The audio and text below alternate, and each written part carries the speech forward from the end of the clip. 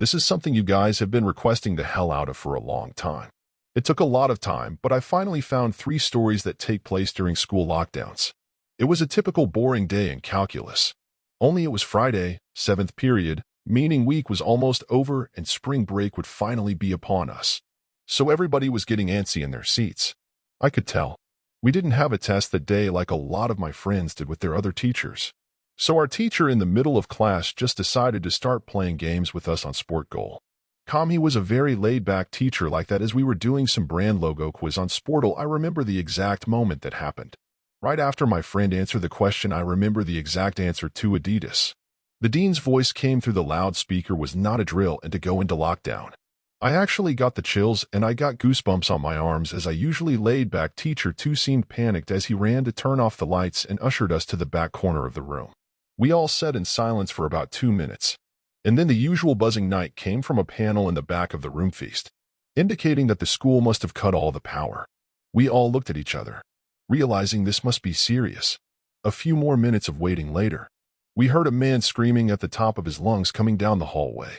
2 girls in the class actually started crying, which made all that's even more scared.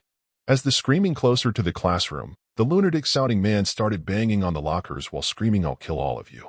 It was at that moment that I started to fear for my life. My teacher shows us as we all looked that he tell her to see our peers' reactions. The banging then moved from the lockers to our classroom door. And that's when one of the crying girls screamed no. The banging on the door only grew worse as the man started screaming, "Open up." 2 of the girls in the class were crying out loud. Now it felt like an eternity that man was pounding at the door. But eventually he finally continued down the hallway, screaming like a mentally insane person until we could not hear him anymore. I'd say 10 minutes later, though it felt like half an hour given the situation, the dean came back on the loudspeaker explaining the situation, which was surprising for him to do. He explained that some apparently mentally unstable person entered the building and assaulted the woman sitting at the front desk, causing her to flee the building screaming, and staff wasn't sure if the man was armed or not. Now this was before the school had cameras or could afford proper security, so the school was wide open to something like this happening.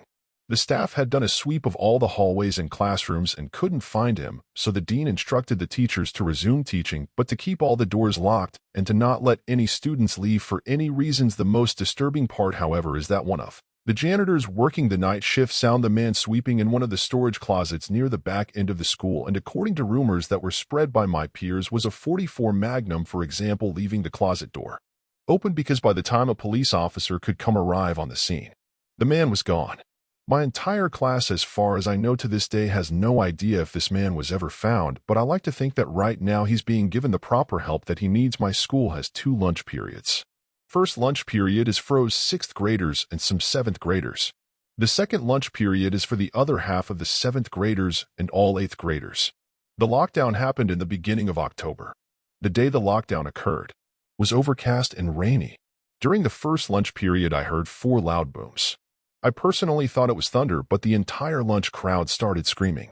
I was thinking those kids were just serious pussies, but the campus security came in and started yelling at people to go into the multipurpose room. And the kids were in line lunch, had to throw out their lunch and come inside. Me and some friends went inside the room along with a huge group of other kids. Everyone was curious as to what was happening.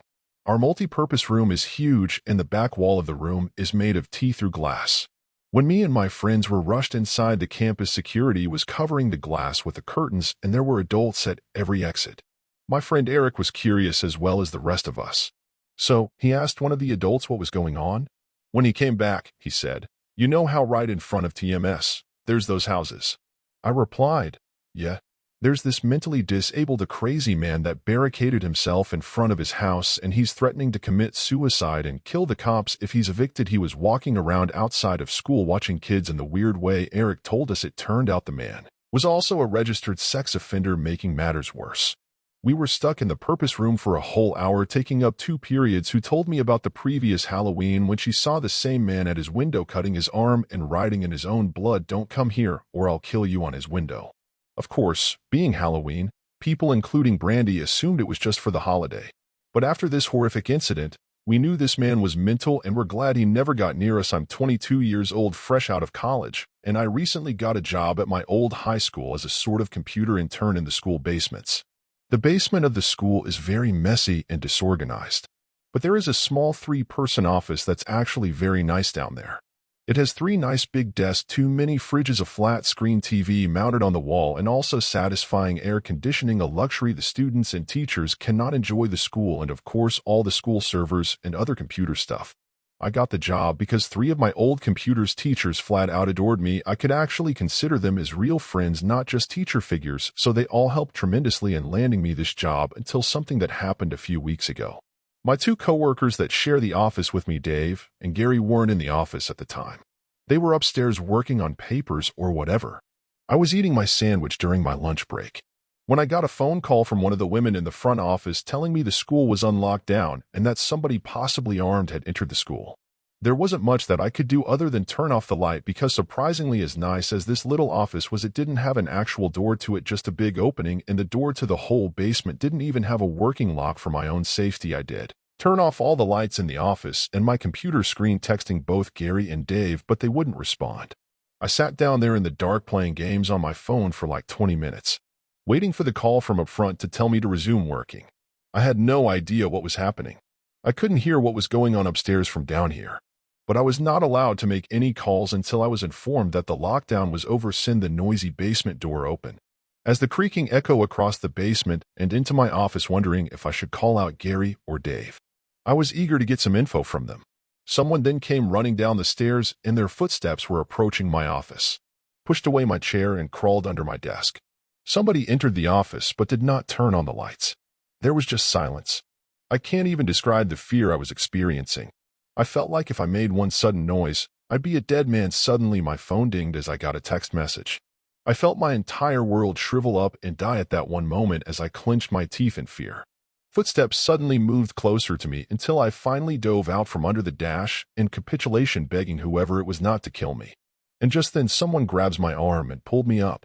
It was some guy in a red plaid button-up jeans and a reddish-black cat. He told me, "It's okay. I'm just down here hiding with you. What's going on up there?" I whispered to him. He kind of ignored my question and asked me if there's an exit down here. I told him, "Yeah, around that way." Before he could do anything else, I asked him, "Who are you?" There was a brief moment of silence before he started, explaining he was coming in to pick up his son when a teacher told him to hide. After his explanation, I texted my phone and saw the text I received was from Dave. It said, "Dude, this is fucking crazy. Some guy with a gunshot, Mr. Buckley. He's wearing a red shirt and the hat. Whatever you do, don't come upstairs." I was about to reread that text out loud to the man, until I realized I looked up and felt my stomach sink. The man seemed to catch on to my suspicious stare. Panicking, all I could think to do was to run for the upstairs. A gunshot echoed through the basement, and I could hear the bullet ricochet off something metal in the darkness, but thank God the bullet missed me and I made it upstairs. Fortunately, police were waiting at all exits, including the basement exit, and caught the man the second he opened the door. Our teacher, Mr. Buckley, survived the gunshot. It was later determined that the man and Mr. Buckley had some beef for whatever reason, but that was never revealed. All we know is that Mr. Buckley couldn't have done anything that would have warranted this kind of reaction. And I know that the sound of that gunshot will forever echo in my mind.